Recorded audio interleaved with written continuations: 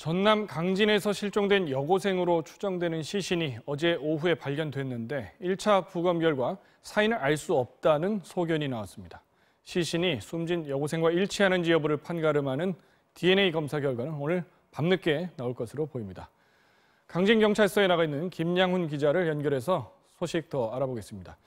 김 기자, 부검 결과 사인이 확인되지 않았다고 하던데 취재 내용 정리해 주시죠. 네, 그렇습니다. 경찰이 오늘 오전 국과수에 부검을 의뢰했는데요.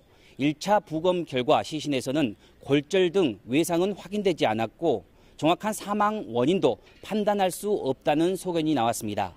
어제 오후 강진 매봉산에서 발견된 시신은 발견 당시 얼굴을 알아볼 수 없을 정도로 부패 상태가 매우 심했는데요.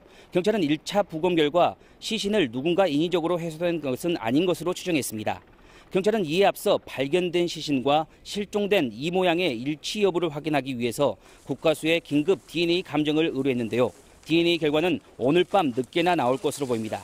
1차 부검 결과 사인이 확인되지 않아서 정밀 부검도 실시할 예정입니다. 네, 그렇군요. DNA 분석 결과를 기다려 봐야겠지만 이 발견된 시신이 정황상 숨진 여고생일 가능성이 높아 보이는데 앞으로 경찰 수사는 어떻게 진행이 될까요? 네, 사건의 용의자로 추정되고 있는 51살 김모 씨는 이미 숨진 상태여서 이른바 공소권 없는 사건이라고 할 수 있지만 경찰은 이 사건의 실체를 밝혀나간다는 계획입니다. 경찰은 시신의 부패 상태라든지 용의자의 사망 시점 등으로 볼 때 실종 당일 이 양이 숨진 것으로 보고 있습니다.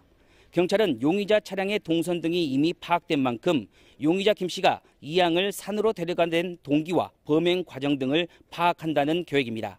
특히 경찰은 시신이 발견된 장소까지 혼자 시신을 옮기기 쉽지 않다는 지적에 따라 공범이 있을 가능성도 있다고 보고 수사를 펴고 있습니다.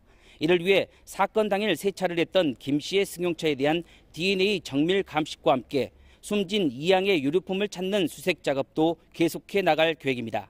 지금까지 강진경찰서에서 MBC 뉴스 김양훈입니다.